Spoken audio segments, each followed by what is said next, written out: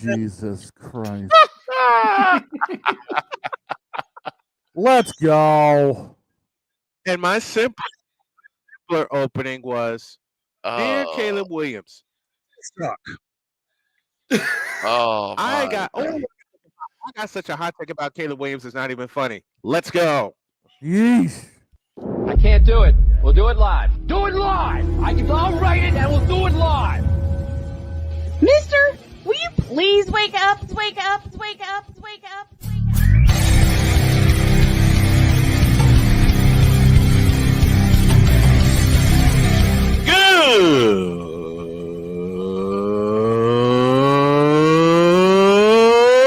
Good morning! Snowman here to all you Brock Purdy and San Francisco 49er haters. Shut up! I gotta thank you, Shane. I mean, whatever happened to the games where breaking 100 points was, I don't know, unusual?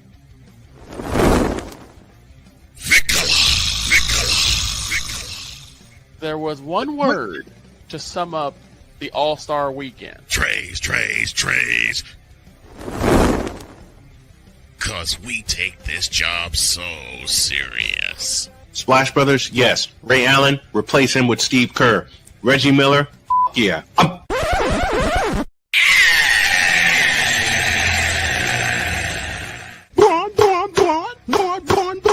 What in the all types of blue hell?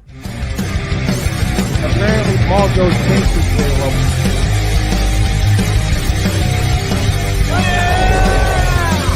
Let's go, baby! Woo! I better make an apology because someone walked by me and I did my opening and I am sorry. And my wife warned me about the natives being here on campus. All right. Good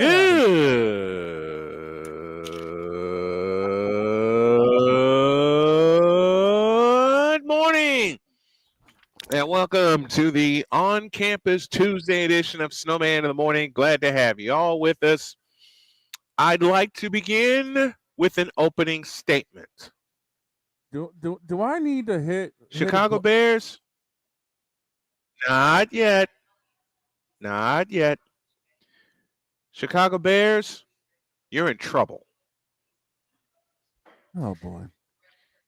Because you have basically, and it was proven in the fourth quarter last night, thrown away, you know the rest, the entire future of your franchise. I had that. But do it. For DJ Moore. And then on top of that, you backed up the Brinks truck twice over. For QB Mild. For QB Mild. Caleb Williams. Is that the splat that's underneath the rear tires right now? I've never seen a team fold so fast after their defense gave them a lift. Man, they folded faster than a lawn chair. Should have. You saw it happen between the Falcons and the Buccaneers, too. They folded faster than V Shoujo after he got discovered. Oof. Wow. Oof. Well, here's the thing. I actually poked my head in on the game. Why for I got you the do dog that? with that. I had to put my head in on the game. Hey, look. They watch. folded faster. They folded faster than Niji Sanji when he got discovered. Oh, shit. So here's what happened, right? Everything started fine. 9-yard touchdown run by QB Zesty. Everything was fine. He was throwing in sidearms and sidewinders. Everything was fine. And then the fourth quarter happened. And then it was not fine. And then the fourth quarter happened, and it was no longer fine. It was far from what it. did I text? And welcome into Lazarus. being on the program today. What did I text you, play- Victor? That play said everything I needed to say about DJ Moore. That was the audio text you gave me. You know, That's the one he sent to all of us. Victor sent us a text message that said, "What's this? QB Zesty actually being a QB?" My next 3 words were as follows: "Give it time." Just like, and Victor, you're gonna hate. Victor's gonna hate me for this reference, but he's gonna understand it and laugh at the same time. Just like Tony Romo. Yeah. The ball slipping Just out of his like- fingers. Yep. Just like Sam Darnold on Sunday. Again, like I Cam apologize for giving you a heart attack. She waved me out. She said, "You're good." Okay, just like Cam Newton. Just like Cam Newton. Just like Jamarcus Russell. Just like Jamarcus Russell. Just like Russell Wilson. Just like Russell Mr. Westbrook. What? Unlimited. Just like LeBron James. Here we go. Just like QB Zesty failed worse than Russell. Just like Victor. Infinity Train. just like Infinity Trace all day, boy. By the way, podcast Smitty joining in for the first time. Was good, Bubba. What's up, Smitty? Thanks for coming in. Sick Diggy joining us as well. You know, I learned everything I need to know about the 2025 Chicago Bears season in 15 minutes. No, check that. In 13 minutes. 7 minutes for the third, 6 minutes for the fourth. Because the Bears led end of 3, 17-6. They were holding Minnesota back. They were holding them at arm's length, at bay. And then the end of the third quarter happened, where Joe Buck lost his voice partially. And that's nothing against Joe, because Joe has called some great games over his career. That's why he's a Hall of Famer. Yep. That's correct. Man. But Caleb Williams, matter of fact, give me the tank. Tank. Tank. Hank.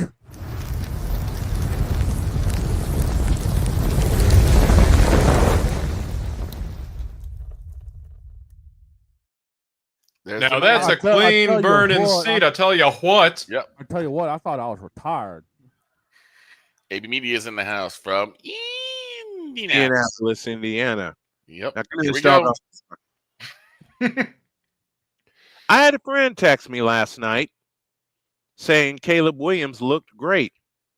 And he did for 6.5 minutes. Woof. He was spectacular for 6.5 minutes. Woof. He was sensational for 6.5 minutes. But the other 54 minutes, it was the same old story. Sidearm throws that went nowhere. No, you know what? Let me back that up. Victor, I'm going to make you happy. Gary T. White, a very dear friend of ours, said once upon a time, I hate bad baseball. Well, I hate bad football. And what we saw from the Chicago Bears for 54 minutes was bad football. Yeah. I mean, the football we saw for 54 minutes was worse than any Boston Red Sox game in the 2000s. Oh, dang! What the hell did I do to you to bring that up? You laughed at me. You laughed at my joke. That's what. Here's what the I thing. saw. What I saw last night was worse than any of the final series in Oakland for the Athletics. Here's the thing. Why you gotta do me like that, It was man? really a tale of two halves. Because in one half, in the first half, the Bears looked decent. Mm-hmm. Damn near good. Caleb was slinging the ball. Mm-hmm. DeAndre Swift was looking magnificent. Yep. And I'll stop you right there. Hold on.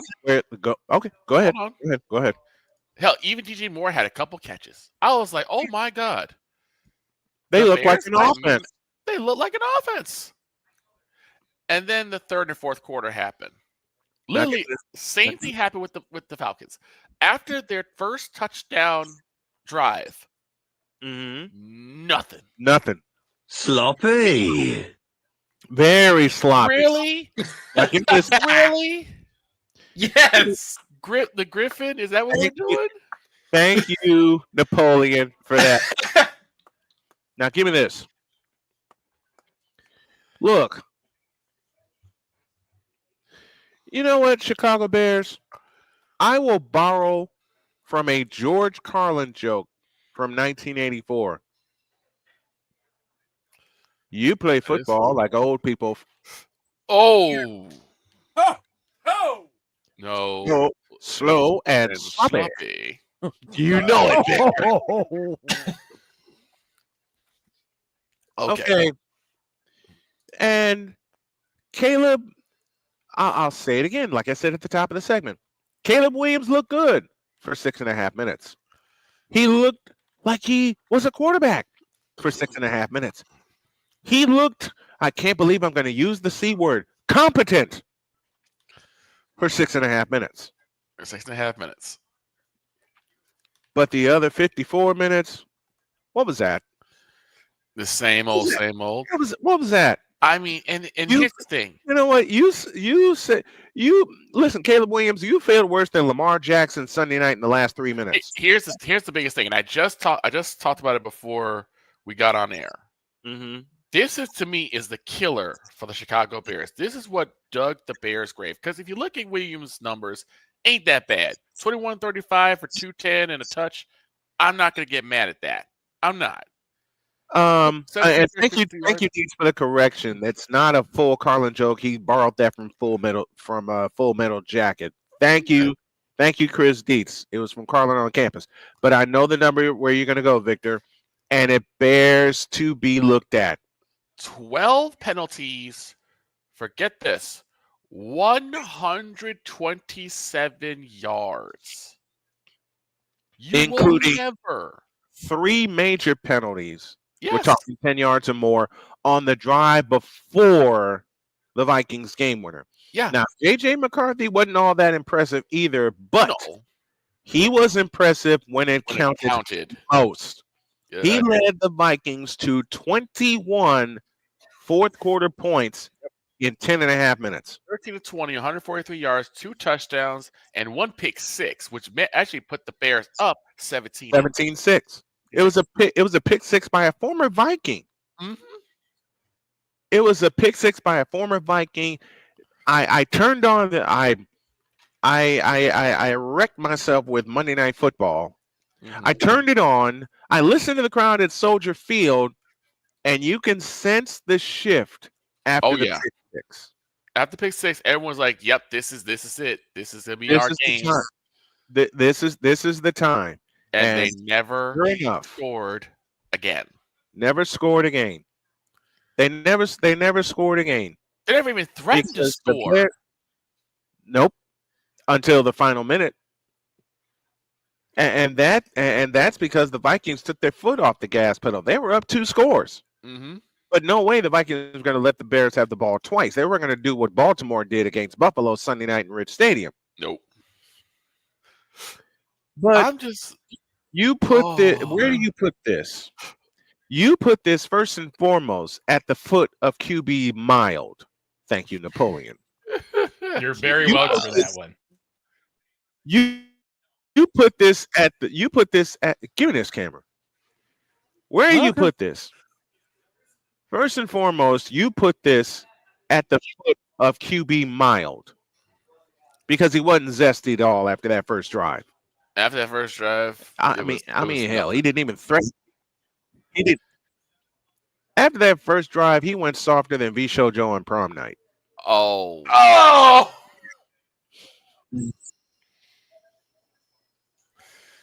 You even got yourself on that one. Doggone, dude.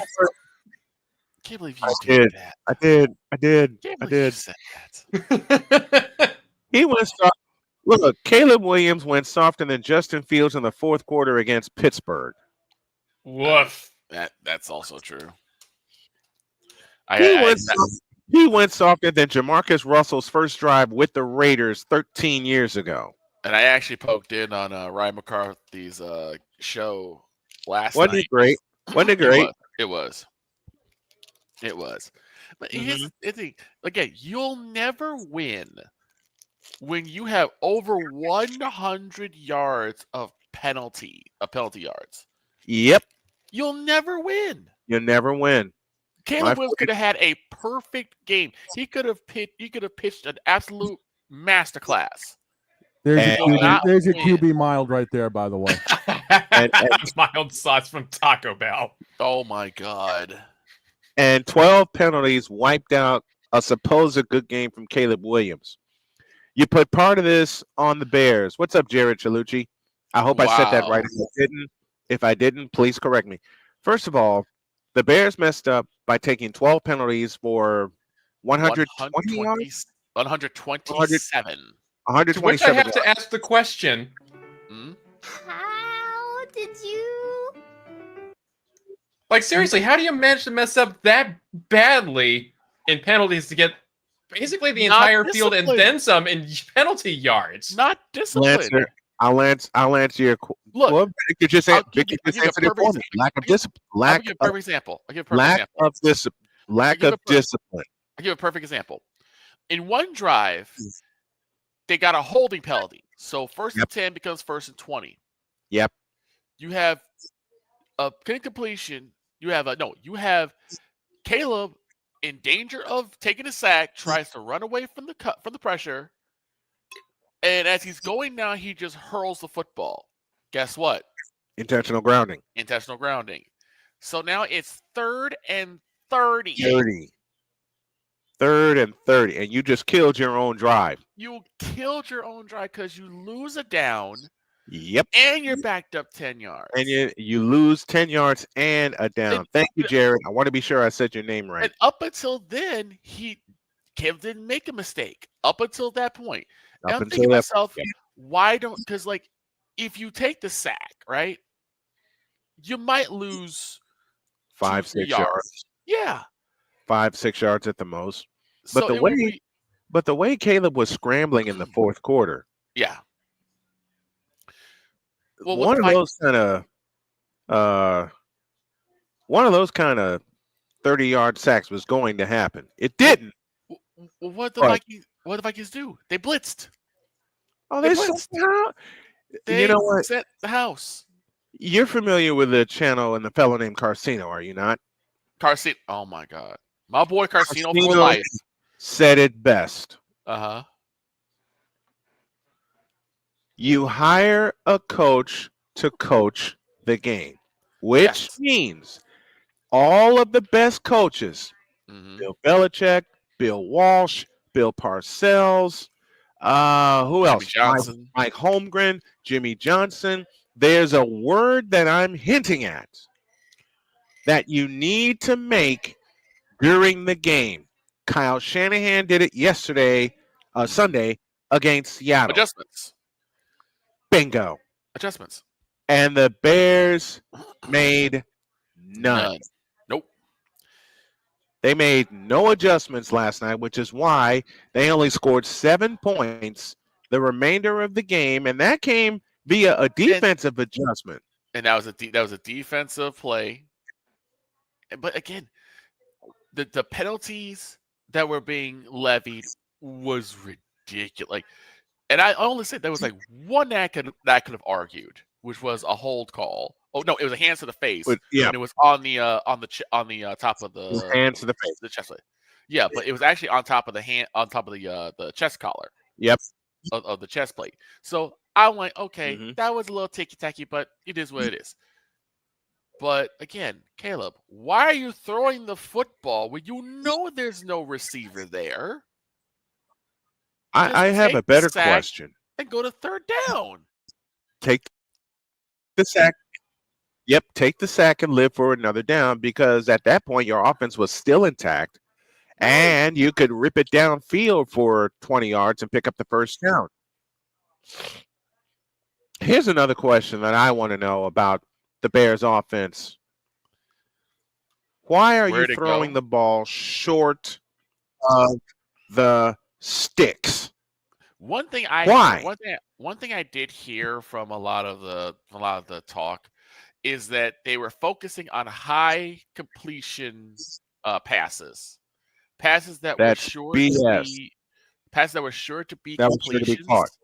They should be caught, and then they would just have the receivers run for the rest of the yardage.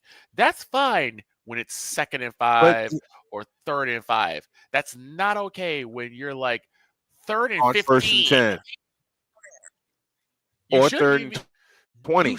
You should not be throwing There the were football two on 1st and occasions 10 where the anyway. Bears, Run and the they moved ball. pieces to protect. They moved pieces to protect, and Jared brought this up, to protect Caleb in the offseason. And in the final 13 minutes, those pieces did nothing Nope, he got sacked again.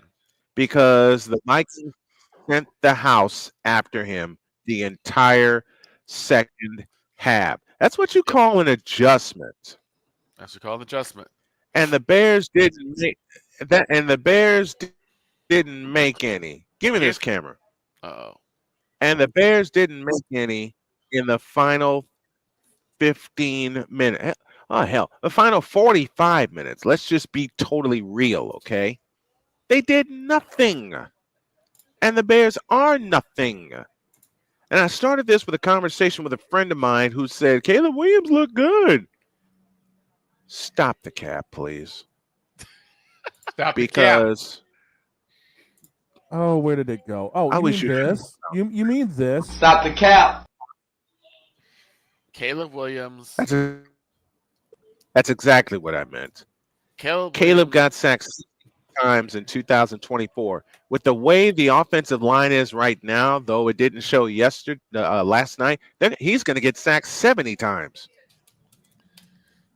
Because I knew that the Bears were overhyped, overdone, overrated. and overappreciated. They haven't reached an NFC championship since 2010, and even then they got kicked in the rear end by a half healthy Aaron Rodgers. I'm gonna say this: the final quarter, all I kept hearing was the voice of Dennis Green. The Bears are who we thought, they were. They are who we thought they were. And that's why the Vikings took the field.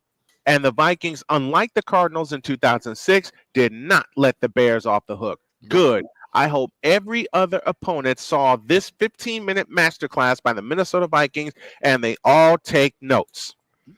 Yep. Jared says Green Bay has the best coach in the division. I'm not saying that yet. I don't think any of those coaches know what they're doing, including Matt LaFleur. Come on, come on, it's Matt LaFleur. He's gonna LaFleur it up. One of these. The cute queen here now. The cute queen is here, but I finish with this. Give me this dog on camera. Oh boy. Dear Chicago Bears, thank you for the comedy show that was the fourth quarter last night. And thank you for folding faster than Niji Sanji, Bisho Joe, and Gun Run all on prom night going after the same chick. Yo! Rude. Now close the tank. Rude. Oh. Close the tank up.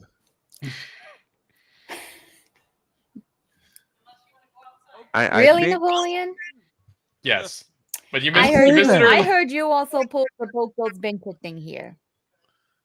Yes, he did. You missed it. You missed It it. was beautiful. Oh, sorry that I was trying to make up for lost time on my diamond art yesterday. You're fine. Let me close the tank.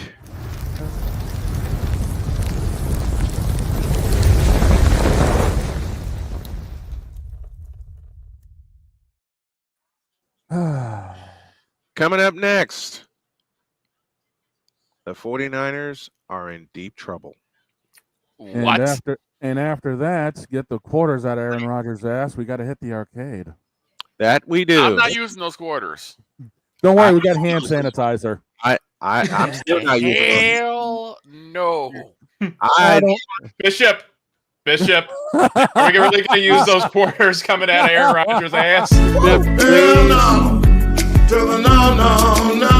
Hell to the no. Hell to the no.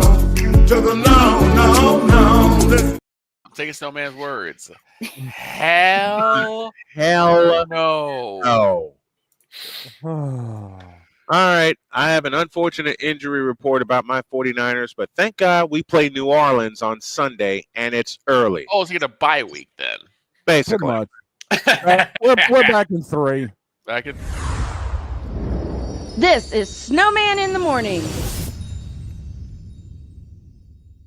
Join the transporter to Hades. Your butt and gut becomes one. Join the reformer of hooker whores. This is my daughter, Placenta Booty Johnson. Join the bronze claw. Whenever you are in distress, take off your baseball cap and throw it in the air. Join your very own superhero of broadcasting, Chris Bass. So whatever color crayon they get, they palm it and do 2 circles, and that translates to, I can be the black people. As he takes you through the week's paces in Baseline. Live every Saturday at 8 a.m. Eastern, 7 a.m. Central, Pacific Time Zone people, just stay asleep when this is on live and just catch the recording. Oh, I'm sorry. Exclusively on the Chris Bass YouTube channel.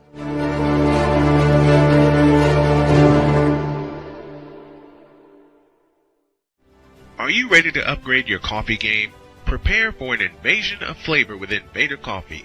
It's the caffeinated elixir that fuels champions, the blend that pushes boundaries. Whether you're battling deadlines or exploring uncharted territories, Invader Coffee has your back. Join the invasion at invadercoffee.com and taste the difference for yourself. Use the code Snowman for 15% off your first order. Invader Coffee, veteran owned.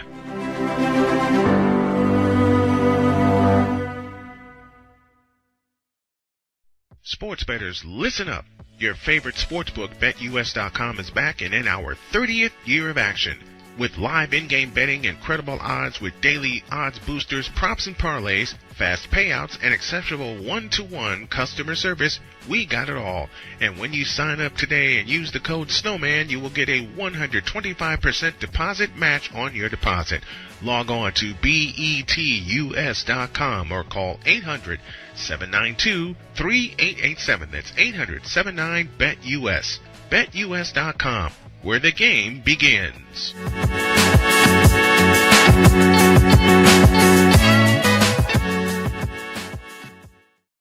This planet has been great to me. It's given me gifts that I can't even explain. It's given me adventures and memories I'll never forget. And Battleborn, I think, has given me the opportunity to go beyond and give something back. How can I be a better custodian to this planet and the place I live? That's where I am with Battleborn. Let's make the planet a better place. 'Cause we take this job so serious. You fool! Delete! Delete! Delete! Delete! Delete! Delete! What in the all types of blue hell? This is Snowman in the morning. I swear I wonder sometimes. Vote goes vintage. Why? Well, ladies and gentlemen, we now have world famous Hololive EN member Gigi Murin with us, standing in for Napoleon Dynamite. Sleep on that thing. Oh, God. I think I killed Snowman. Gigi, welcome. So tell us, how is the current progress on Justice's mission to catch Advent? I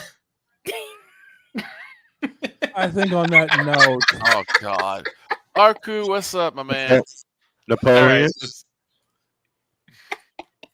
Wow. I love you dearly. but I'm gonna stomp a mud hole in your ass and walk it dry for that.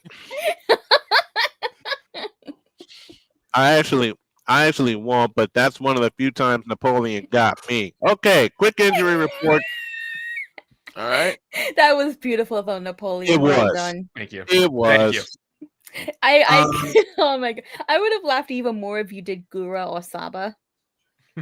Oh, you do that Oh, one. trust me. When we were talking about the amount of yards that the Bears had, lost on penalties, Mhm. I pulled out my Gura button of. How did you? And when talking about how badly they were playing, I pulled out a button from Final Fantasy 14. Sloppy. Sloppy. That's the Griffin. I believe. And then I have a soundboard on my voice mod of Gura making gun noises. and then after Napoleon pulled out Sloppy, I pulled out George Carlin. Yep. Also, I think I may need to fix like my camera or something on VTube Studio because where is this sudden winking coming from? Your cuteness. Yep. I mean, I'm going to help it. slap you. Jen, I think Jen just can't help it. The cuteness is his own entity. I mean, it doesn't. It doesn't help that she officially went 13-3 this week in the picks True. after Yeah, Minnesota pulled one out. She's the queen of the Wait, pit. 13-3? Did I win another? Yeah, Yes. we all won. got Minnesota, so you end up going up to 13-3. Yeah, What we all won are the the final Minnesota standings this? game. What are the final standings this week? Final standings this week on the NFL side of the coin. Looks like there's a four-way tie at the top of the list. The four of us here sitting at 13-3. Unfortunately, Napoleon, you're sitting at 10-5. Pizzle sitting at 11-4. Playmakers at 9-6. Deets at 8-7. Deb did not finish the picks, but is sitting currently at 5-4. So we still got winning starts anyway. Yeah. And from what I gather, more people. Dr. K on that, and include Dr. K on that list. I think the only reason I'm currently winning in the overall picks is like that other side. The college ball, where I went 10-2. Yeah. Mm-hmm. Well, here's the funny thing. DT said, speaking of Monday Night Football, look at the streaming numbers. More people streamed. Oh no! Chapel Bill now. Then last week, then Monday Night Football. So because ESPN sucks. Because ESPN streamed Chapel Bill to more people than the Vikings versus Monday Night Football. Bears. And Vikings versus. Well, first of all, here's my injury report real quick. Yeah, go ahead. For the 49ers, it ain't good. George Kittle out for 3 to 5 weeks with a hamstring. Oh, that's he popped that was bad. Second quarter, and there is a possibility we may be missing Brock Purdy for week 2 with a shoulder and a toe injury. I'm gonna keep y'all monitoring on that. Oh man, we got beat up yesterday, man. Did you go back to the barn? If Brock goes down, I'm gonna have to put Tua in my fantasy lineup. Oh god. I'm praying that for not to be the case. MRI for Brock came back clean. They're going to rest him and see what happens throughout the course of the week. And since the 49ers are traveling east, they're going to get a head start on that trip so Brock can make all of his appointments and try to be ready for week 2. That 49ers show, the first episode they're in, will drop tomorrow at 9 p.m. Eastern time. I'll give you all the particulars so you can tune into that. And behind that is that Colts show. Yes, my wife convinced me to do a Colts show, so I'm going to do that. And that will drop 1/2 hour after that. Now, let's put a bow on this weekend and hand out some grades. Okay. I will start, and we're gonna go A. We're gonna go A, and then C, and then F minus. F minus. What are these grades for? Wait, how Just my overall performance. For the teams or for the teams? Yes, for the teams. Okay. Yeah, for the teams. I think, Jared, the Niners will play like they did in 2023 because they lost a lot of players second half of the year. And I've always said, and it's to be true, I rather would have the injuries now Then later, and when they it's time for figure out playoff time. what's going on than in November and December when we're fighting for our playoff lives. You know? Yeah. Agreed. Now, Okay. I have 3 A's to dish out this week. Well, I know 2 of them. One goes to the Indianapolis Colts. I thought that one. Yeah, I figured as much. For the absolute pounding they delivered. I figured as much. To the Miami Dolphins. Yep. Because as Pizzo told me in a private message, yes, Tua, it is you. It has been you, will always be you. It is you now, forever and ever. Amen. So the second one, San Fran? Second one goes to the 49ers. Because there's no way in hell we should have won that game in Seattle. And what about the third one? You know, it's a toss-up. Okay. Oh. The third A I have to give out is a toss-up. Between? Would you believe the Las Vegas Raiders and the Minnesota Vikings? Really? And I think I'm going to hand it to the Minnesota Vikings for 15 minutes of perfection, that being the fourth quarter. Okay. My A's, I picked the same 2 as you, Indy, because they absolutely shelled Miami and held them to no points for a whole half. I still regret picking the Dolphins for that game. The second one is for the Niners because they pulled it out. My third A, the Buffalo Bills, to go from 40 to 25 to completely obliterate that lead and the master class of a final drive and the walk-off. I agree with you. So change my third A from, I'll tie it with the Vikings and the Buffalo Bills. Dog, you're next. Same 2 A's for sure. Miami getting their ass handed to them by Indianapolis gives Indy that one. Third A, as much as I hate to say it because they're a rival, it has to go to Buffalo because of what they did in the fourth quarter. I mean, that was just utterly. That was brilliant. Yeah, that was just brilliance in a nutshell. Mm-hmm. It was absolutely just brilliant. You can't you can't get more natural than that, man. You really can't. No, and you know what cartoon I got that from, Victor. Yeah. I think I remember which one that was from. Now, are you done with your grades, dog? I'm good, yeah. To the bees. So one of the teachers just gave me a present. Nice. All right. To the bees. To the bees. The killer bees. Not the bees! Not the bees! Okay, Nicolas Cage. Glad somebody got that reference.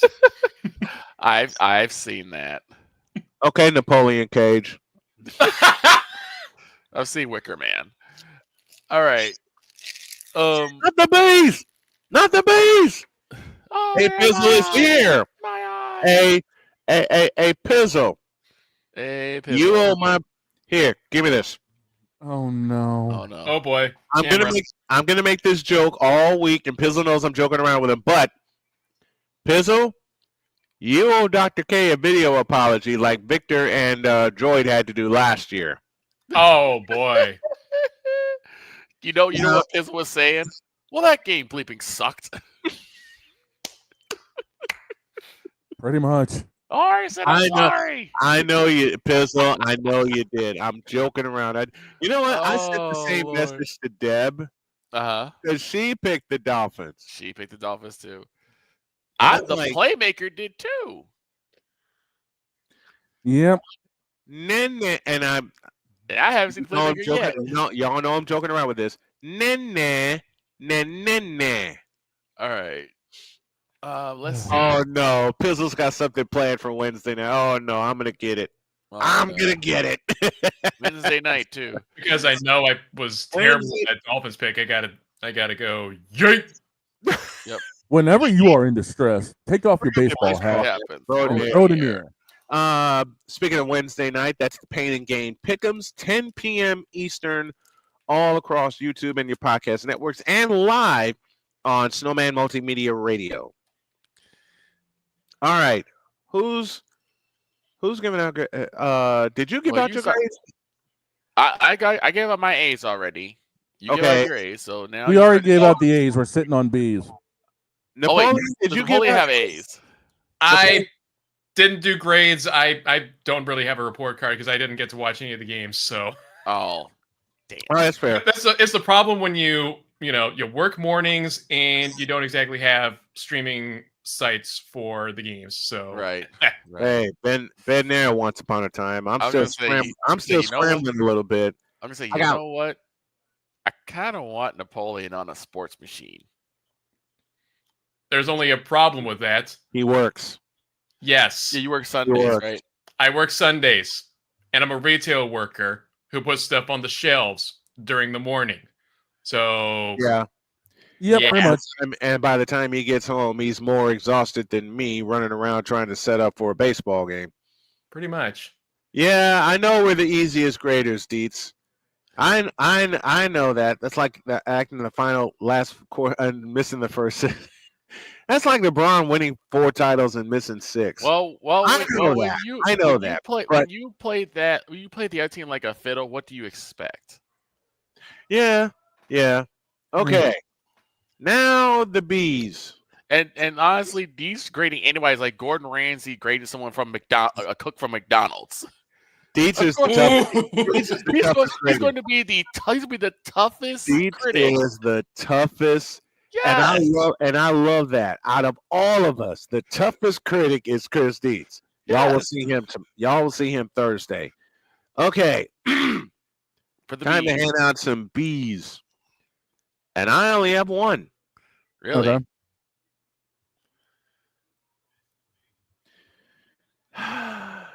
Oh dear. Just say it. I can't. Nope.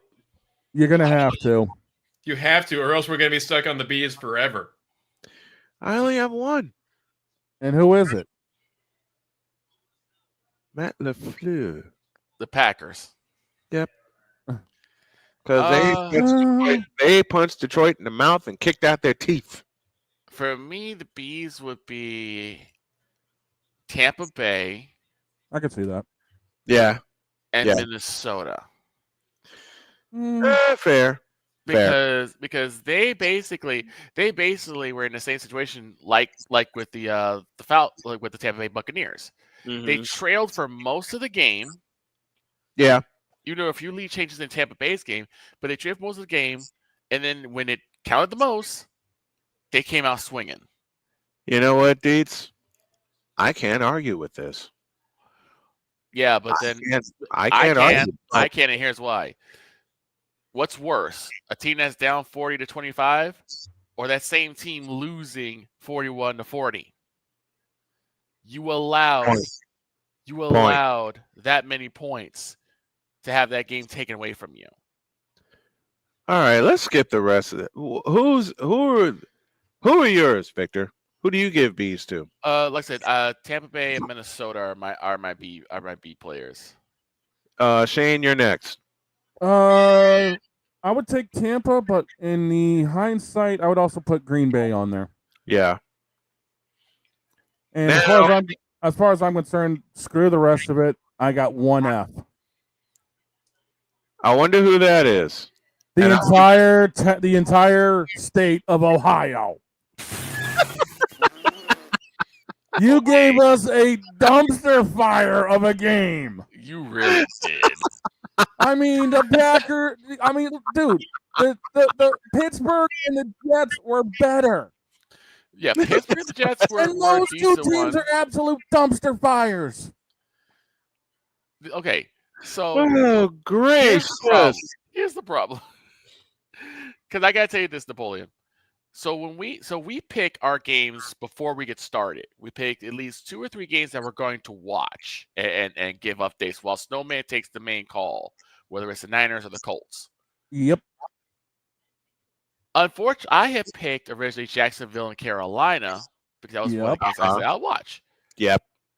For over an hour, there was a rain delay. There was a weather delay. Lightning in the area. So unfortunately, guess what I had to do? You had to go to Cleveland. I had to watch the Cincinnati Bengals, which I do like. I like the Bengals against the Cleveland Browns. The team that just lives in the sewer. Yeah. Now, The Why else are they Cleveland Browns. Okay. Listen, So for I F, think I know. We can just skip to the F's now. Yep. Victor, you go first. Well, first one I think is on everybody's bingo card. It's the Chicago Bears. The second one is the Carolina Panthers. It's the Chicago Bears. And Yeah, the first one's third, the Yep. and the Bears third fan. F, and the third F is the New York Giants. Yeah, because they got freight train. I have a bonus one. Okay. All three of them, and the fourth one, the New York Jets. Ooh. So the I entire would city say of New the York. So the entire state of New York, I plus would the entire state of Ohio, plus Carolina, plus Okay. Oh I my can live with God, that. Deets. Can we agree Stop that that. Philadelphia is S tier and the S stands for spit? Yes. Oh my God. Pretty much. We'll get to that. We'll get I got nothing to say about Philadelphia, and I know Deb's gonna whack me for this, but I have nothing to say. Okay. Here, I have seen nothing. I'm gonna hate myself for saying this sentence, but I've got to be real. You almost let Dallas win. but CD Lamb's hands. CD Lamb's hands are. Oh, I can't make that joke. Not on the air. I can't make that joke on the air. CD Lamb's hands are slicker than Boss Hogg when he was trying to run for president. Yep. Here's the reason why. I can say it. CD Lamb's hands are slicker than V Shojo's alone on prom night. Oh. Yo! Really? Really? I can't help it. V Shoujo get no mercy. No. They never will. Look, CD Lamb's hands are slicker than Nishi's. Yep, there goes. There goes my There goes a notebook. There goes a notebook, and there also goes my tracking. Oh dear Lord, give me a second. Okay. Reset time. Yeah. Okay. Should so hopefully be quick. Here's why I give F's to. Look, I mean, CD Lamb's hands are slicker than Niji Sanji when it comes to money. Yeah. Whoa. Here's why I give my F's to New York, especially. Because you guys decided to take your chances on Russell Wilson. Mr. Unlimited. And honestly, I'm going to say this. If you look up buyer's remorse in the dictionary, there's a picture of the New York Giants. Yes. Because you trusted Russell Wilson. Meanwhile, Daniel Jones was kicking the teeth into the Miami Dolphins. Yeah. Plain and simple. Yep. How does that happen? I'll tell you how that Because happens. It's the mortgage. Giants. Now Your here's our wrist mortgage. Double down, yeet it all away, and flush it down the toilet for Russell Wilson. That's a graphic. That's a graphic. Here's the thing, though. All the graphics we came up with this week, y'all will see them on Friday. Two drives, particularly in the game against Washington, right? Mm-hmm. They're close to the end zone. They're in goal to go. They miss both times, and each time Russell Wilson had a wide open man, Wide open receiver. wide open receiver, and he never looked at him once. And one of those 2 times it was Malik Neighbors. Yes. He looked right at him. He looked right at him. He looked right at him. I know the play you're talking about. I saw it in the midst of a game break with Indianapolis. He looked right at him. No way. No way. You looked right at him. He's wide open, dancing in the end zone. Man. The man is doing the gritty in the end zone. He still don't throw it to him. Like, come on. Man is doing the gritty. The man's doing the Pee Wee Herman in the end zone. Pee Wee Herman and the gritty harder than Justin Jefferson on his touchdown catch last night. Yes. You look dead. Wilson looked dead right at him. He looked dead at him. And then threw it to a guy that's double covered.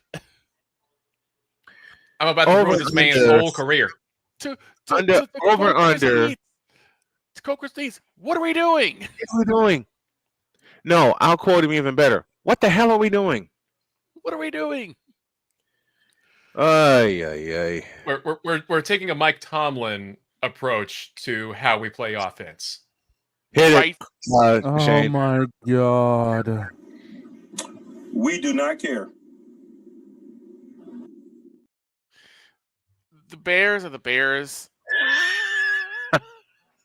They're trash. Mainly because of this stupidity, and then they really went stupid and got this sauce packet. Sauce packet. I'm sorry that it says your name in this, but the way that Chicago played is simple. Infinity trash. You ain't wrong.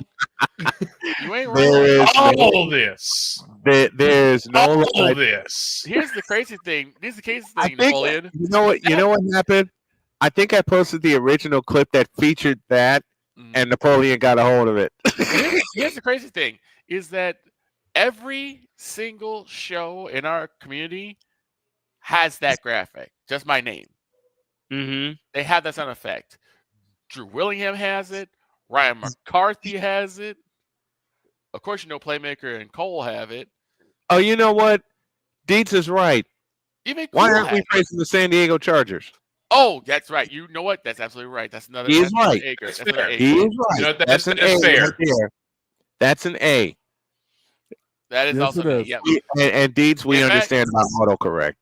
In fact, Snowman, you gotta play the song. What? You gotta play the song. You gotta play the song. Oh, you mean this one? Trays. That's not the one. Trays. That's No, not the one. he's talking about the Supercharger song. Yes. I don't have it. What? He's on the laptop. I'm on the road. I'm on the You're road right. today. Okay. I forgot you don't have that in the mobile truck. Okay. No, considering he had to rip the mobile truck off the Benz earlier to take off. Well, move the Benz out of the way, and I won't run it over. Yeah, well, you keep running it over anyway. Let me see what I Diego Supercharger. let me see what I can find. But yeah, y'all hear noise. He's right. I forgot that they played. I in totally Brazil. because it was played in Brazil and it was on YouTube. And I exactly. watched some of that. I watched some of Chills of Donuts of that game recap of that game. And the fact that the Chargers came with this is why I said I think our characters had got more than we did because they picked the Chargers. They sure did. All of our awesome characters. And you know what? San Diego Chargers. I picked the Chargers at first, and then Deb yelled at me. And switched it out because everyone's basically thinking Everyone on here during the morning show was picking the Chiefs. My gut feeling said San Diego.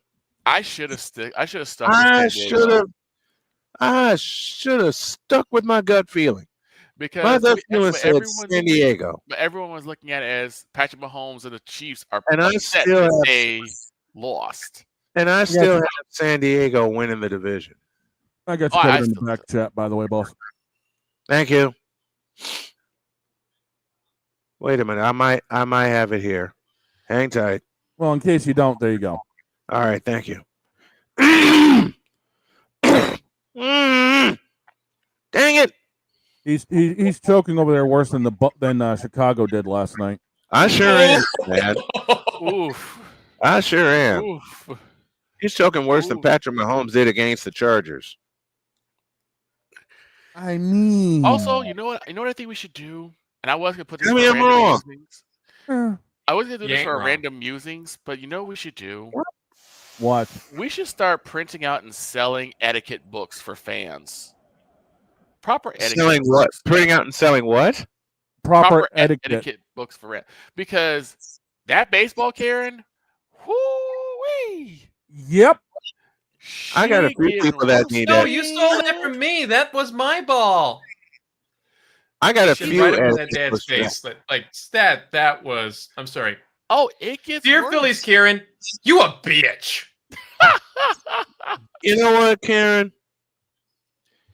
I have 4 other words I want to use, but I can't use them here. Nope. And we got dog again. To the baseball. Give me this camera. I'll save dog right here. I got you. To the baseball, Karen, you a bitch. Yeah. Because it gets worse, right? You are. It gets worse. It gets Really? worse. Because How? I started seeing some extra footage they have. Uh-oh. After she was given the baseball, because the whole thing was that she said you ripped it from her hands, even though she was never near the ball. The dad was in the ball before she was. Yeah. He went to give the ball to his son on his birthday. She goes over and starts screaming at him that you ripped the ball from my hands. I want the baseball. And the dad's trying to say, look, it's for my kid's birthday. Can we not do this? And she starts going off. Yep. So he says, you know what? Fine. You want the baseball so doggone bad? Here. So he takes the baseball from the kid who has a birthday. His own kid, no less. His own kid, and gives to her. She stalks away, turns back towards the man and the kid, and flips them the bird. You know what? Now I see why he did what he did. Yeah. I understand now. I understand why he did what I did.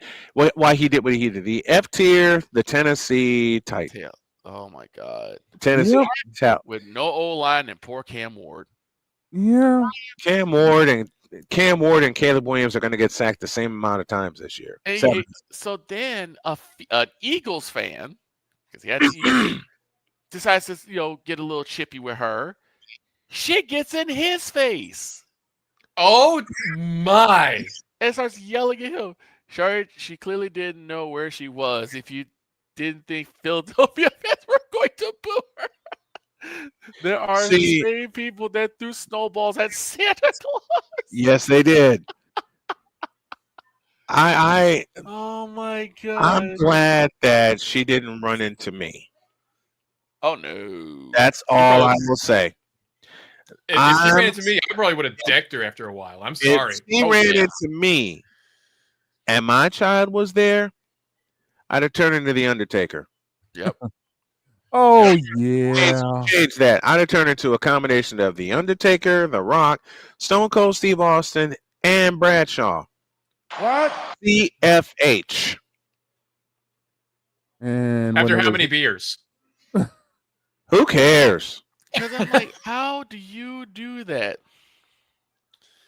Who cares? And then after that, you flip off the kid and the guy. What? See, man, go to break. Go to break. Yeah, we got the second half, including the token female takeover and the arcade. Yeah, we actually the arcade. I think the arcade may go on the back burner till tomorrow. Okay. Because it is the top of the hour. We owe everybody an update. We owe everyone an ID. And I have a message for people that hated on the Indiana Fever, especially the second half of the year. Second half of Snowman in the morning. Back at the deuce. This is Snowman in the Morning. Hey everyone, I'm joined by my old friend, Mr. Ellis Williams, AKA Mr. Biggs. You called me and you told me, you said, man, I got Car Shield and it worked. What made you get it? I have this old SUV and I know the manufacturer warranty is about to run out. I didn't want to get stuck with expensive car repairs. Right. So I gave Car Shield a call. Coverage was very affordable and there was no long-term contract. A few months after that, transmission went on my car. I took it to my mechanic. They called Car Shield and saved my family and I $2,400.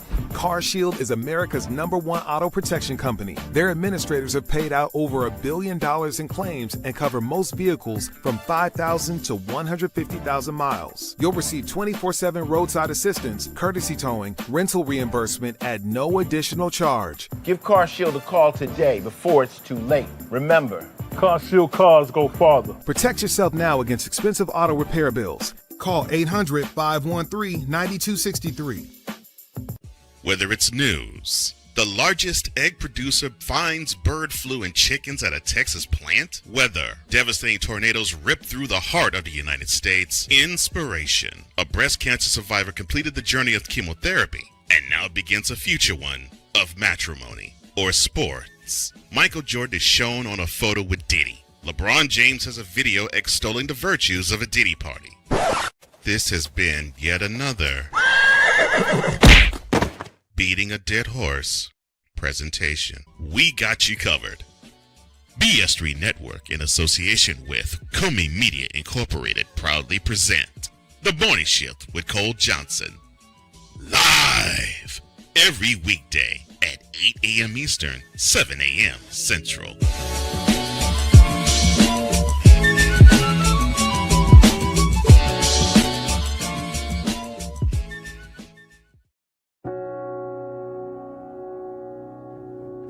Do you remember our first group photo? This is it. Smiles all around, even though we were all nervous. Who could have imagined that our first weekend together would soon turn into a lifetime of memories? You're an amazing young man. Your brothers and sisters really look up to you. They're a big brother. It's so cool to watch the adult that you've become, and you really have done as much for us as you think we've done for you. You know, it took 20 years, and I got my third child, who was 17 at the time. There's so many rewards in life. You coming into our home was one of the greatest rewards we could have ever had. I ain't never felt so much love before in my life.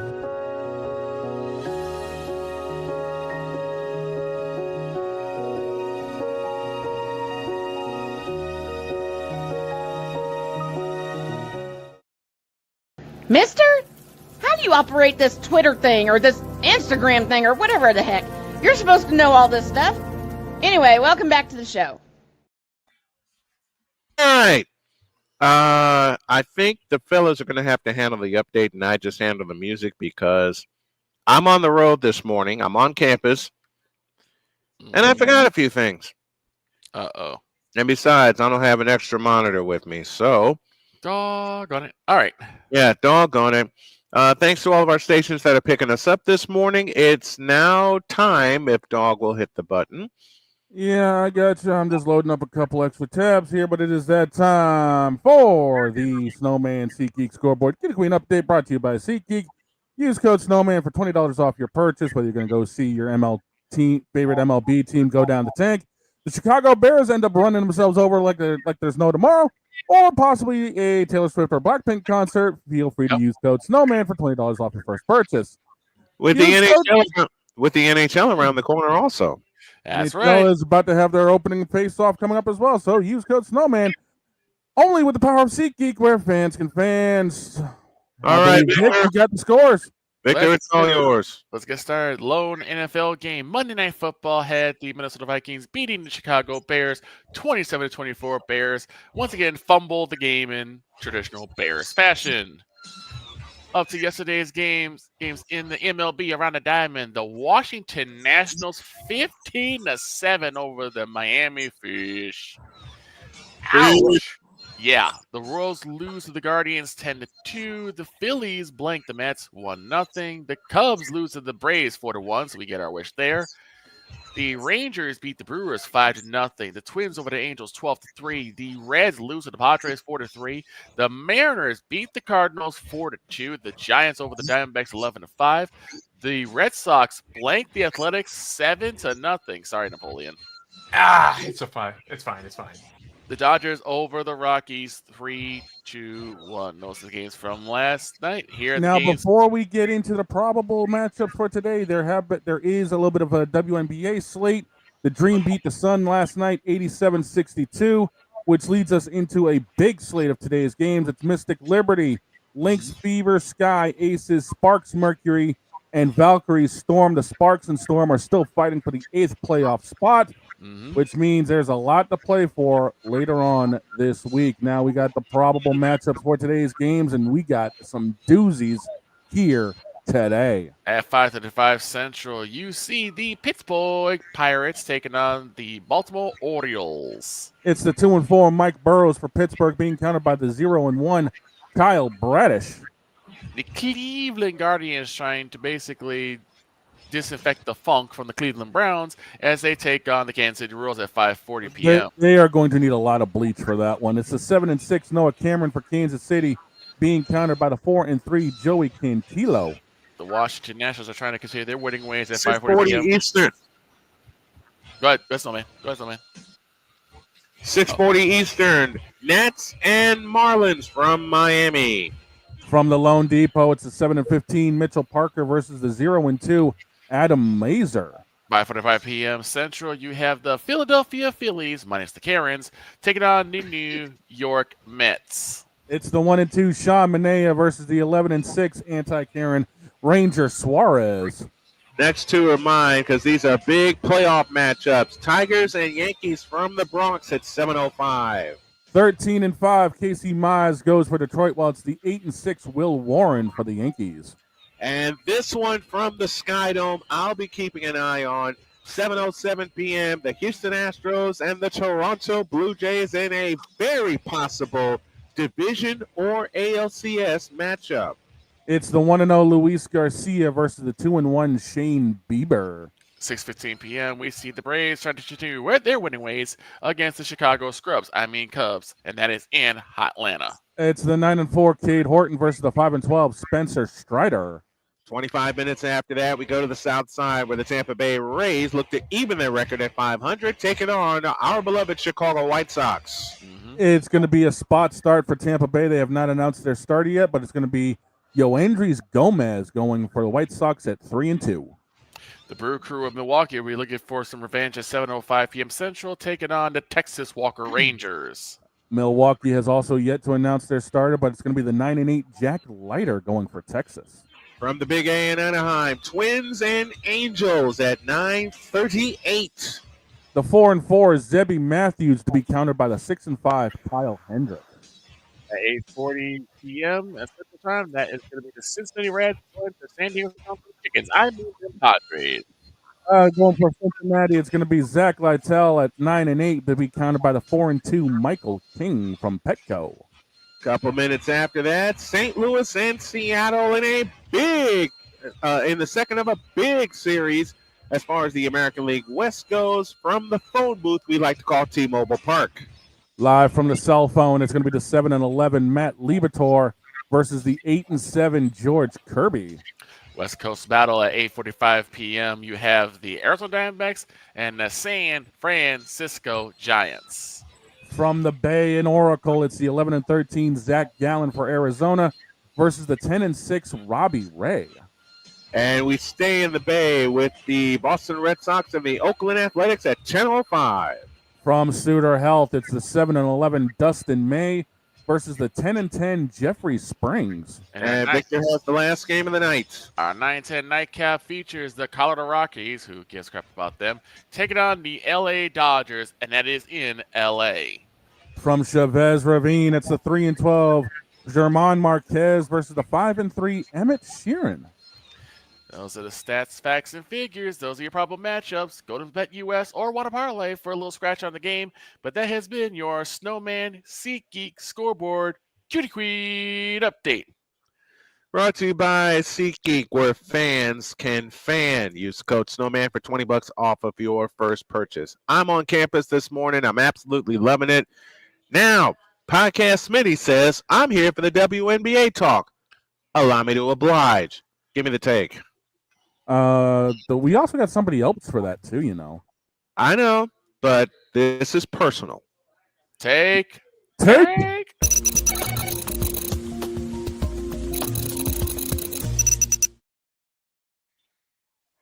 Camera. Gotcha. Oh boy. To all you Caitlin Clark and Indiana Fever haters. I knew where that was going. They're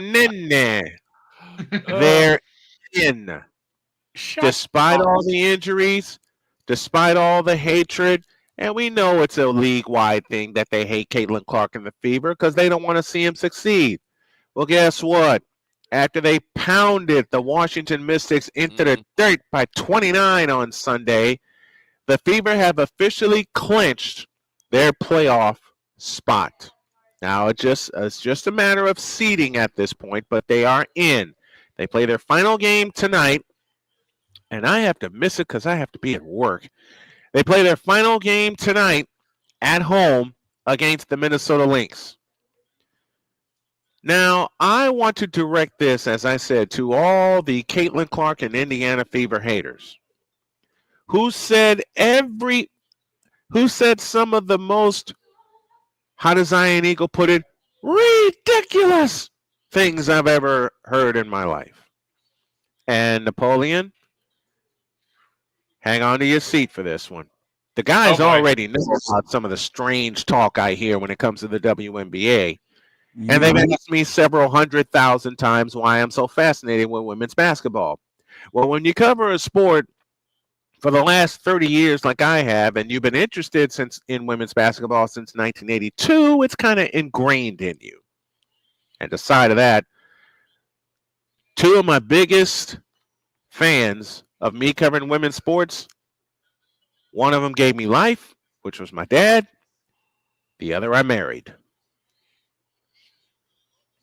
You can take your Caitlin Clark hatred and shove it straight up your rear end with all those quarters that's up Aaron Rodgers' rear end. The Fever are in. And on top of that, they broke a record for number of wins in a season. Now, that can be, and I will take playmaker side here, that can be because, yeah, they increased the number of games, but you play the teams that's in front of you, and you play the hand you've been dealt. And the Indiana Fever, throughout the course of the season, were dealt a rotten hand. All of the injuries. All of them. During one game, it was against Seattle, they played with 5 players out due to an injury. Also doesn't help the schedule was stacked against them. The second half of the schedule was very much stacked against them. We're not going to get into the referees because that's a conversation forever and ever, amen, and I ain't got the time or the energy or the patience because considering the fact I have kids around me, I will cuss, and I don't want to. Right. I will not cuss. I will not Will cuss. not I cuss. will not I will swear. not I will not swear. swear. I swear. I will not swear. Here, give me this note. See, and the kids are laughing at me. I mean, wait. Hold on a minute. Oh, I really got him going. I hear it now. You hear I him? can hear it. Yeah. I can hear. We all can hear it. So you know what? I'm gonna have a little fun. While you have your fun, I've already decided to toss my notebook. So there you go. You may as well go retrieve it because you're gonna toss it again. Let's see. Oh boy. I will not cuss. I will not cuss. I will not swear. I will not swear. I will not cuss. I will not cuss. I will not swear. I will not swear. I will not swear. I will not cuss. There. One of them's laughing so hard she's got a red face. That's how you know you done something good. And this sweetheart in front of me is leaning her head back and roaring. Ladies, this is what we deal with on a day-to-day basis. Yep. I've always said the best sound for me has been laughter. I hear it in my house all the time with my wife and my children. And then they hear it from me. See, this one next to me is trying to pay attention to her phone, but she can't help it, and she's cracking up. Okay. Listen. Good for the Fever, Kelsey Mitchell, Aaliyah Boston, Chloe Bibby, who was signed for the remainder of the year.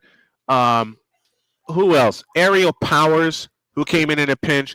Lexi Hall, Sophie Cunningham, and doggone it, I hate what happened to Sophie. Yes. I hate what happened to Sydney Colson. and to Ariel Cunningham. They were all lost due to season-ending injuries. And we knew Caitlin Clark had a season-ending injury. We knew it. The WNBA was just too chicken to say it. Of course they were. They wanted to keep Caitlin Clark relevant. I'm like this. If she's out, say she's out. And thank you, Smitty. Odyssey Sims as well. Odyssey Sims had a huge game in Los Angeles in a game that the Fever had to have. I stayed up late for that game, and I didn't go to bed till 2 o'clock in the morning. But doggone it, to see them sneak one out of L.A. the way the Sparks snuck 2 of them out of Indianapolis, I'm good. Chef's kiss. Whatever happens after this, knowing the fact that the Fever made the playoffs is just a matter of seeding, is gravy after that. Because they can ride into the sunset of the season, knowing they made the playoffs with half the team. Stephanie White can get everybody right. The WNBA, I hope, can take care of business and get a new collective bargaining agreement done. And we can come back in 2026 and run all over these guys.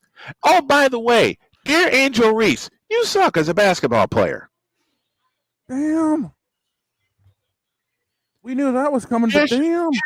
Dear Chicago Sky, Tyler Marsh is not it.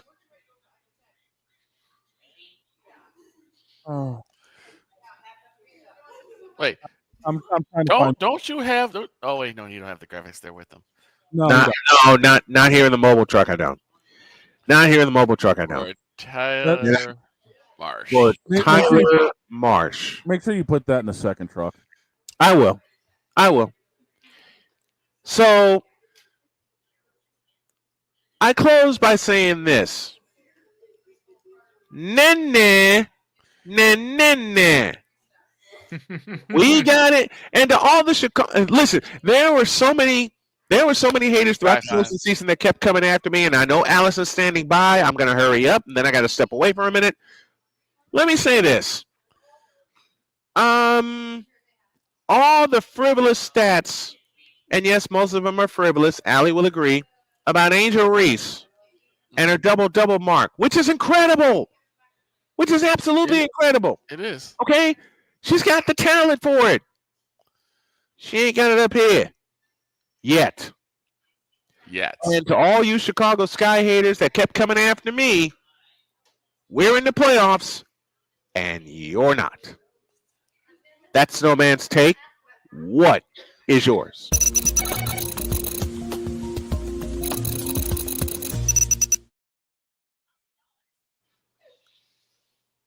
Whew. All right, y'all know what to do. All right, now now let's have the token female take over. Magical wins. The winds are blowing, and here we go.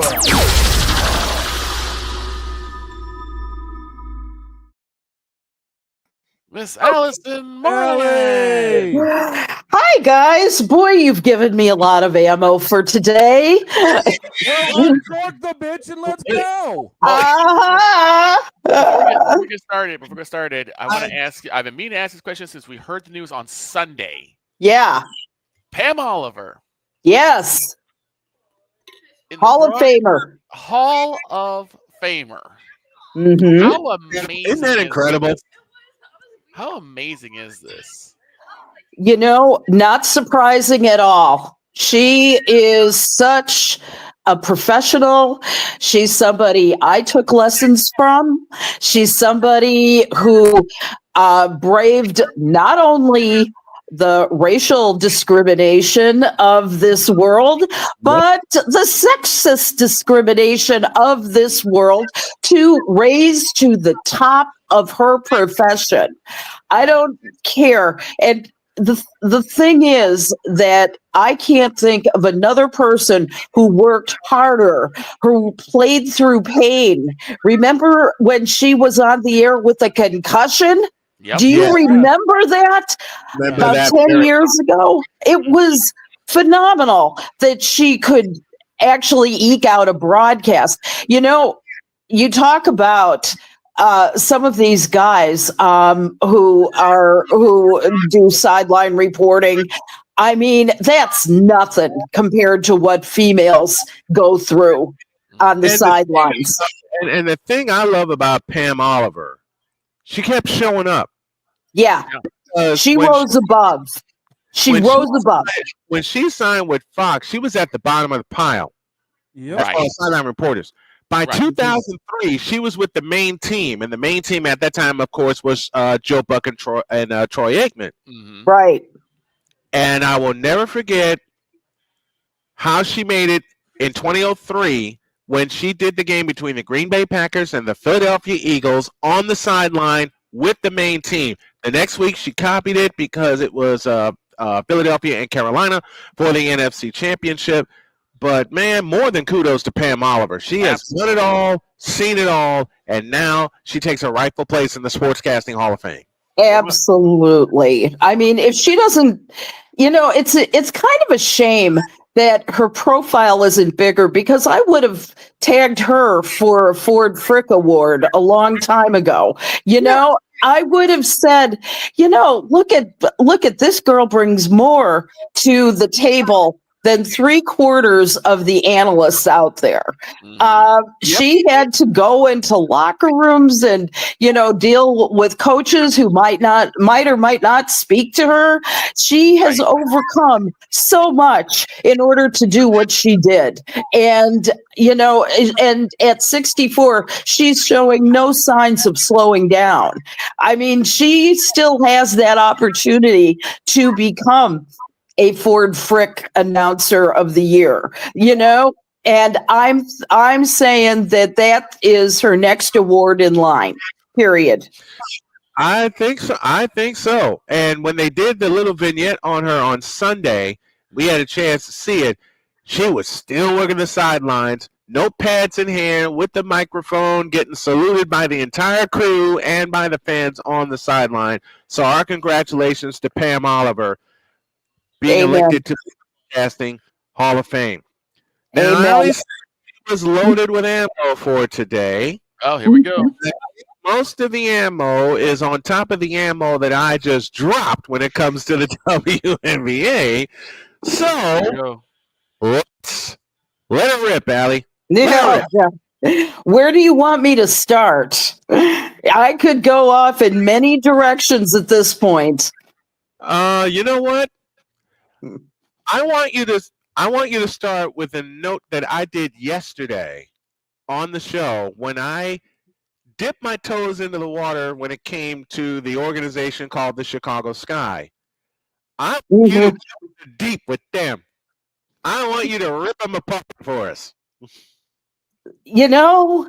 Somewhere in this favored land, there was a fantasy of Jeff Pagliaccia, and Tyler Marsh, that on paper all of this really looked good.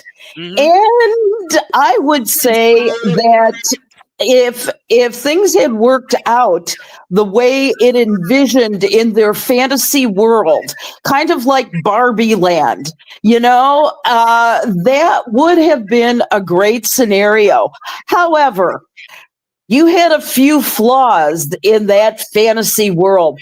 Number one, and first and foremost, was Tyler Marsh's management of every single game that he's ever coached by the Chicago Sky. It's like, did he learn nothing from all those years as an Aces assistant coach? What happened? What happened? It's like there has been so much game mismanagement, so many miscues. Just let me go on.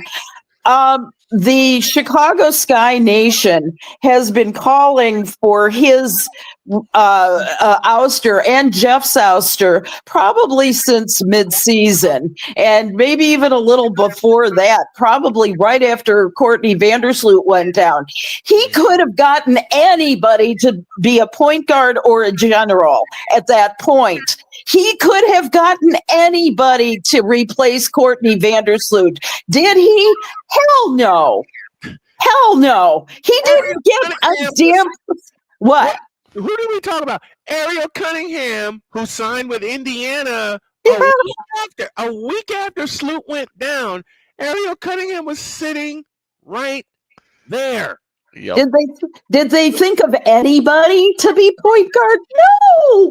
No, they didn't. What's more, they had what they told us at the beginning was they had a quote unquote win now attitude. They wanted to win now. That's why they got Ariel Atkins. You know, that's why they traded away the number 3 pick to get Ariel. You know who they could have had at that position? They could have had Sonia Citron, a potential rookie of the year. They could have done that, but no. They decided that the way that she had played for the Washington Mystics was good enough. It is an aberration to this franchise, to the number 3 sports market in the country. I cannot imagine another group of people who have been so inept at putting together such an incredibly potentially good, absolutely fatally flawed team. It's like Taylor Marshall has like made every wrong decision he could have made. Yeah. Like he chose every decision. Like, so I wouldn't pick that. I'm gonna pick it anyway. Yeah. Why didn't? And it's phenomenal that he has lasted the whole season. But frankly, who was there to pick from? Here's what they need to do. Is they need to find a coach with some experience. Let's find a whole new coaching staff, since this one obviously isn't working. Let's rehire Spoon, for God's sakes. She's got she had a great record in the Unrivaled League. She was able to coach them into the playoffs. I'm trying to remember if they were the champions or not, but you know, they came. The Unrivaled League is the one that is seen now as the superior league. Why? Because they have a hell of a lot of money. They have a lot more money. They were able to spend it wisely, and they got fairly decent, not so much ratings, but in terms of what social media does, they were fantastic in terms of their social media presence.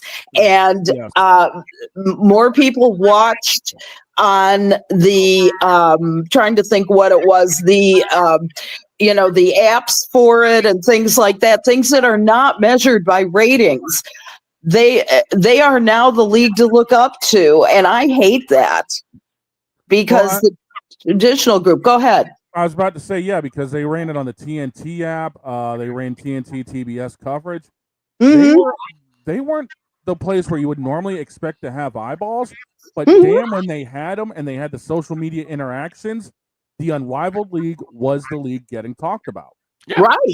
Right. And they, I would say that the WNBA needs to take a page from whatever their collective bargaining agreement was and start looking at it for the next collective bargaining agreement for the WNBA, because I cannot imagine what's going to happen with the WNBA given everything that's been going on. Shall we talk about the playoff picture? Who's involved at this point? Let's get down to it, because right now we've got the 8 teams currently looking. Minnesota and Vegas are your top 2. Atlanta and Phoenix. Then you got the New York Liberty, Golden State, Indiana at 7, and Seattle currently at 8. But the Sparks are knocking on that door. They're knocking. They're not going to get in. They're knocking. I say Seattle is going to be in there. They've got Los Angeles has a game tonight, if I'm not mistaken, Yes, and and so they're meeting the Mercury on Tuesday. I don't see them beating the Mercury. I just don't. It's I'm just saying there's a glimmer of hope, but I just don't. They have to win the rest of their games until September 11th in order to make those playoffs. It's got to be the Kelsey Plum show, or it's nothing at all. So pretty much, yeah. So I don't see it. I don't see it happening. I see Seattle in there, but I've been wrong before. I am proudly standing on lots of wrong decisions, but I'm thinking that will be that'll probably be. The other thing you mentioned was Vegas in the second spot. Currently, that's not the case. Right now, Atlanta is holding the second place spot and only about a half game lead over Las Vegas and Phoenix for the number 2 seed. I do believe that you're right. Excuse me. I'm getting over a cold. So my voice, this is the best it's been in a week, I promise you. But Las Vegas has been such a powerhouse. What is it, 14 straight games now? Something like that, yeah. Yep. That they've won, and it's such a delight to see that, I gotta say. Asia Wilson, I say, is going to go back to back as MVP of the year, and I could see that, couldn't you guys? Yep. Yeah, I could. I mean, Afisa Collier has been putting up the numbers, obviously, Yeah. but H has just been a lot more persistent in what she's been able to do. And what's more, she is more of not, I wouldn't say a one-man show, but without her in the lineup, Las Vegas Aces are at best a 4. Yeah. So Asia does more of the heavy lifting in the Las Vegas roster than Fee does in Minnesota. So that's why I say that while Fee has made every case for her being the MVP, I think that Asia Wilson's going to go back to back. So yeah, that wouldn't surprise me at all. But I mean, a case can be made either way for them. They could, for sure. Then I would say Atlanta is the likely number 3 seed, since it finishes with a home and a road game against the Connecticut Sun. I mean, Connecticut Sun, thank God for them. Otherwise, the Chicago Sky would be last in the league. So, right. Nonetheless, they are so pathetic. It's so sad. It really is. And that's coming from someone who's a nor'easter saying how bad things are up here. I'm wondering what's going to happen in the off season, because that team's been up for sale. Nothing's been finalized yet, but I wouldn't be surprised if they go to Orlando in the next year. So I can't even imagine. You want to see a little sun and fun, right? I mean, I wouldn't mind going down there to have a little bit of fun down at the beach. Yeah, I think that this will be a real interesting time. I may join you out there. Who knows? But That would be fun. I would like that. Tell Greg and Lev, okay, get your bathing suits ready.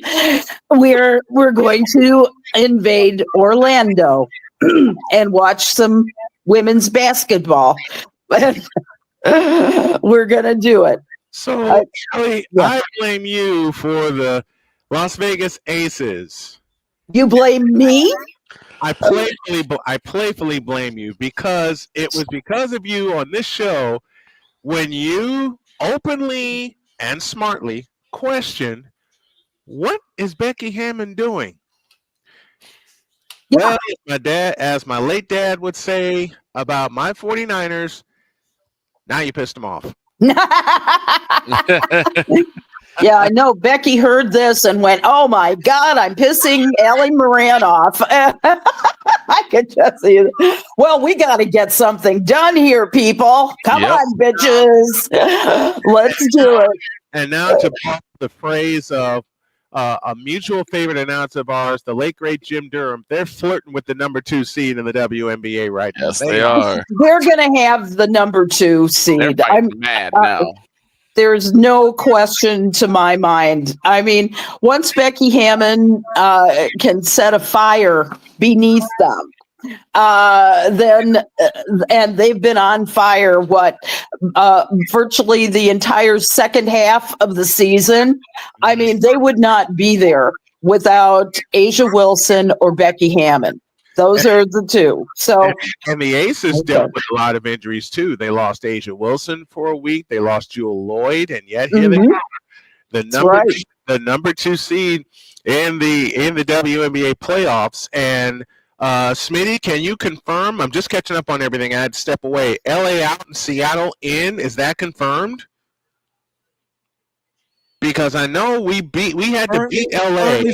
Currently speaking, yes. Okay. LA is a game behind Seattle. LA is a game behind, but we still have games up until Thursday. I just said Seattle is going to be it. Okay. I just said that I don't see the Kelsey Plum show becoming the 8th seed. It's going to be Seattle. Well, yeah. Allie called. She says Seattle will be the 8th seed, and next week we will break down. Next week we'll break down the playoffs because they will have gotten started. They start on Sunday, and as I said before you came on, how about this scrappy Indiana Fever Club? The team that a lot of people said they couldn't, did. They made the playoffs despite every injury in the book that they've had this year. Despite 17 players who have gone down with injuries. You forgot to mention Ari McDonald as well. I kept saying that backstage. Ari McDonald, come on, Brian, let's do that. But tip of my tongue, and I couldn't come up with Ari McDonald, but you did. That's okay. That's okay. But the thing is, with the Indiana Fever, their depth is incredible, and Stephanie White has come under a ton of criticism this year, but to my mind, everybody's like, "Oh, she should be replaced." I don't think so. I think that she's done a hell of a good job with what she's had to deal with. 17 separate injuries. I mean, come on. It's Ari McDonald to a broken foot. They lose Sophie Cunningham to an MCL. They lose Sydney Colton to an ACL. They lost Caitlin Clark after they played in Boston. They lost to a knee injury, and that's just some of the injuries throughout the course of the season. Those are just the 5 major injuries. 17 players at different times of the season being injured. They lose 5 of the remainder of the year, and yet here they are sitting in the playoff hunt. It's phenomenal. It's absolutely phenomenal. I would say that they deserve whatever seeding they can get. I'm guessing it's going to be 6, personally. What do you think? I think it'll be. You think they'll get the number 6 seed? Yeah, I think they'll get the number 6 seed, which means we get to beat New York. Yeah, it's not impossible. It's not impossible. Absolutely not. It's not what really got me going in covering the Fever this year, not once but twice they beat Las Vegas shorthanded. Yeah, they did. And this is not a bad thing, and we'll see. But now that the playoffs are coming up, I think the Liberty's going to look like a little bit of a different team than because they know how to get it together for the big ones. Well, they're right? defending champs. What do I always say? To be the champs, you gotta beat the champs. Yes, let's see the champs. Yes. And so my guess is that you'll see a different Liberty team and a different Sandy Brondello, their coach, through that. I got to take issue with you, Brian. What did I do now? Yeah, you mentioned Angel Reese. You mentioned Angel Reese in a somewhat, should we say, negative light?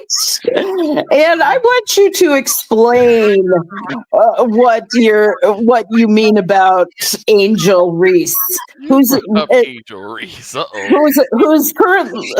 after the season will be directed by an Oscar-winning director, Catherine Bigelow, who doesn't just select anybody for their movies. May I cut in for a sec? You may. Let me say this. Okay. Been dancing around this joke all year as many times as she's come on to talk about, and I remember I remember Allie saying so many times over after a close Chicago Sky loss, and I completely agree. Angel, please make your free throws. Yes. I will never forget her pleading that. But from the look of this season, and then I'll toss it to Victor, Tyler Marsh wanted Angel Reese to play point guard? No. We saw that at the top of the season when they played Indiana and they got blown up the joint. Mm-hmm. See, that's the problem. That's a big problem, is you got to play Angel where Angel is most effective. It's comfortable, and you have to put Angel in a position to win. Hey, look, the jokes write themselves, but let me be serious. Mm-hmm. You got to put Angel Reese in the best position to win. Kim Mulkey did that for 3 years at LSU. Where was Angel Reese? She was in the post. Yeah. She was beating people up down low. Okay, that's where she made her money at LSU, and that's where she needs to make her money now. You can't have Angel Reese out at the top of the floor when you got A, the general and Courtney Vandersloot sitting there, B, the general in training and Haley Van Lith sitting there, and I know Reese is upset with everything that's going on with Chicago. I know it, but at the same time, if your teammates are taking the blows to finish the season, then you got to show that you're the bigger person and you're one of the captains, and you right with them. And then off season, get your team ready for next summer. Mm-hmm. Yep. And that's going to go, because you guys nailed it right on the head. You got to put her in the best position. My question would be, where is that? Because even in the low post, she's been getting bullied there. Her and Carmela Cardoso have been getting absolutely bullied in the low post. And that's where my hiccup with Angel Reese comes from. We know she's talented. Yes. She's got she's a college championship, for God's sakes. We know that she's talented. We know that she's a good basketball player. The problem is, what is it with her now? Because we're not seeing the same ferocity now. I think she, as she mentioned in post game, is how frustrated she is. I may clean this up for broadcast. I'm not sure, but frankly, she's surrounded by a team that has no leadership at this point, and she's damn frustrated about it. And she just told it like it was in the postseason or the post game that She, she's had it here. She has absolutely had it here. She'd like to be playing her entire career with the Sky, but if they don't get their you-know-what together, then she's got to look out for her own future. I'm sure that the Aces would love to have her as another powerhouse. They could get her in the off season. You don't know about that. You don't know whether Courtney Vandersloot can come back. It's going to be. The question is, do you get rid of the whole team or do you get rid of the coach? Or do you do both? That's my question. That was what do you do from here? Do you blow it all the way up with just the players? Do you blow it up with the management? Or do you do, as I often say, push the plunger with the whole damn thing? Yeah. I think it's the same thing here that, you need to get somebody in there. I say start with the GM. Start with the GM. I may respect Jeff, and I may appreciate what he's tried to do, but frankly, it hasn't worked. Not for 2 seasons. It hasn't worked, and he and Tyler both need to go. This is what the Bears keep doing year after year. You've got your 2 years.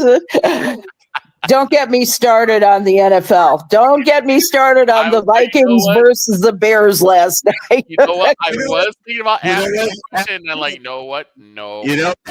I think that's how we should close things out because we gave our opinions on the Vikings and Bears. The first sound of the show was all NFL. Yep. He lives in Chicago. Victor gave his opinion. He lives in Chicago. I want my friend Allison Moran to cut loose on what the hell happened last night in Soldier Field.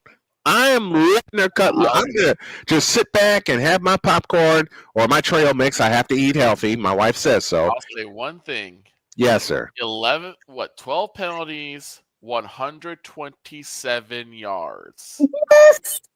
Yes. 12 penalties. 12. And how many touchdowns scored off of how many points or off of how many turnovers? How many penalties? There were 12 penalties last night by the Bears. 3 of them came on the drive that put Minnesota in front. Okay. There you go. This is an abomination. The first half looked like a great team. Looked like it was, all full steam ahead. Caleb Williams broke down in the second half. He started making those same mistakes that he did last year. The false starts, the ridiculous, somewhere along the road, either they got too comfortable with the lead that they had, and Minnesota knew how to take advantage of that. Look at Minnesota was a playoff team last year, and that was without J.J. McCarthy. And I covered J.J. McCarthy. I knew he was a star, and he proved everything that anybody's ever said about him.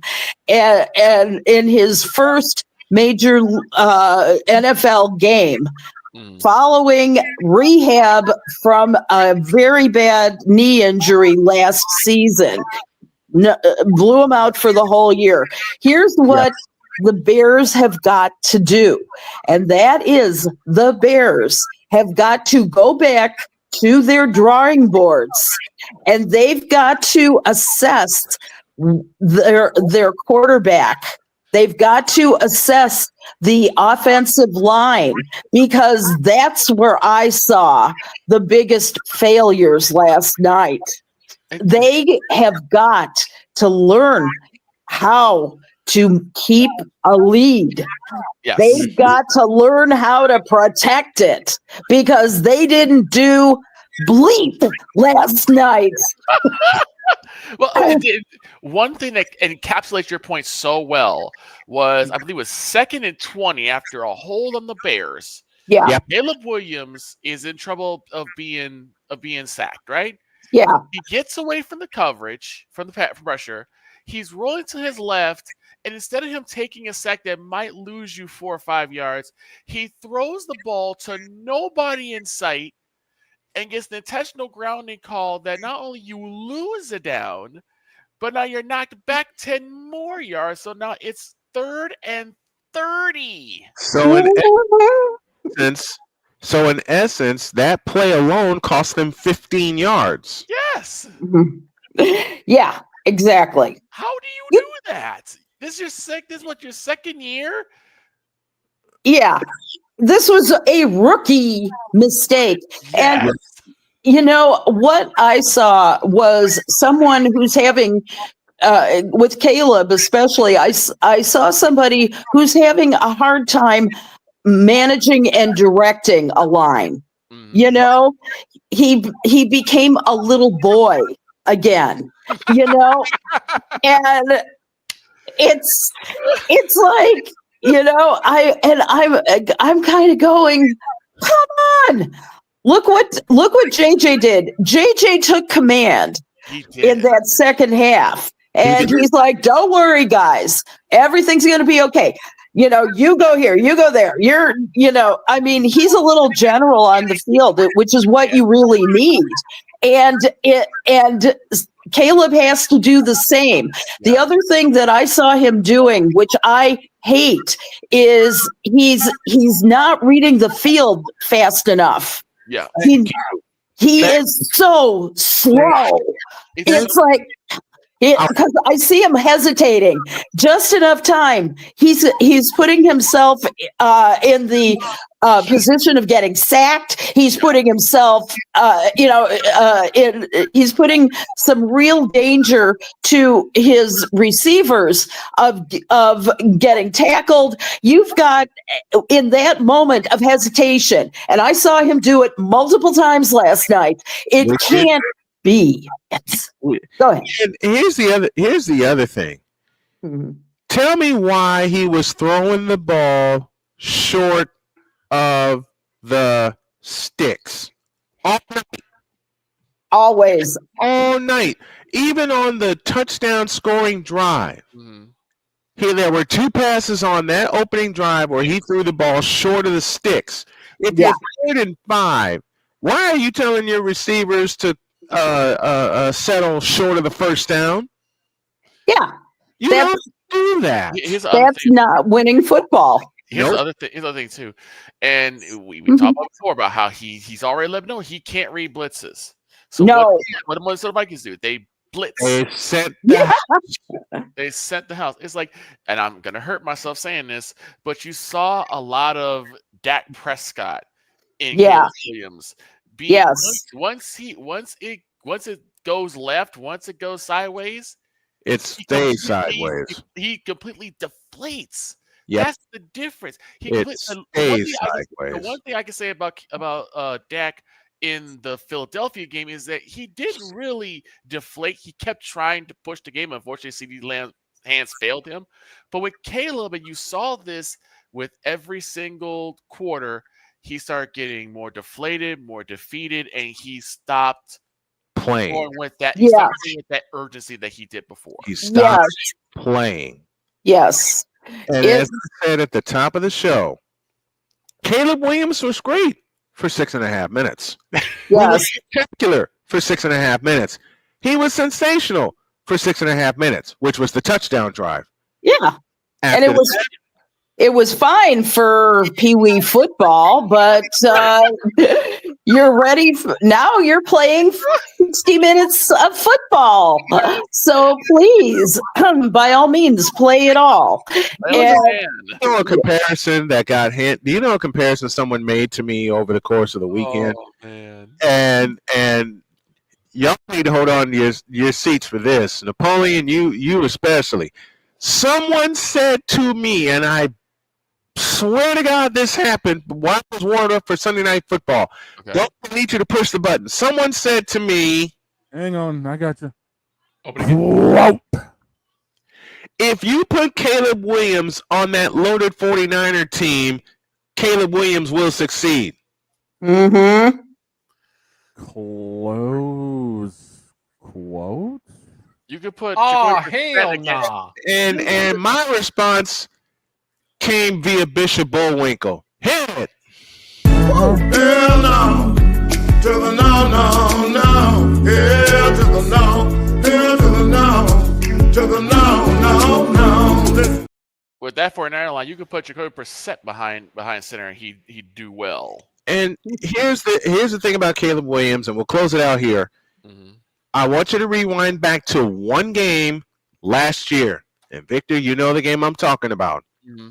Thanksgiving Day in Detroit. In Detroit. You had Yep. you had the game in your hands. And not only does Eberflus fail you by not calling timeout, but Caleb fails you because he's on the floor. He's on the field. How do you not realize the awareness and call timeout? I don't understand. In the immortal words of one Bill Engvall, here's your sign. Here's your sign. I'll ask you this, Allie. Yeah. Is it just Tyler Marsh that can call timeouts, or can Angel come in and make call timeout too? You gotta wonder, right? It's Question. yeah. I thought this was after my drop moment. Victor just stopped it. I love it. I love it. We got a lot of mic drop moments in this And hour. we lost a dog too. Ed. I'll be on campus today and tomorrow, but my dearest, thank you so very much. A happy Tuesday and a week to you and yours. And we were wife and I were celebrating the Colts and the 49ers win in the household on Sunday and coupled it with the Fever win. So Allie, thank you so much for being a big part of the show. Don't forget, folks, Token Female every Tuesday, second hour of Snowman in the morning, and you can see it in podcast form separately. Thank you, my dear. We appreciate you. Appreciate you guys too. Shout to Sue Bird, Maya Moore, and Sylvia Fowles as well for their Hall of Famers. Nice. Forever and ever. Thank you, Allie. Take care.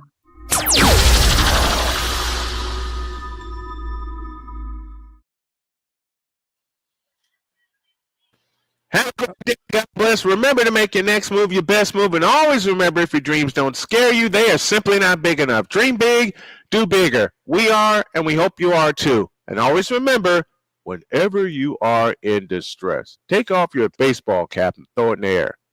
Bye. Damn. We out.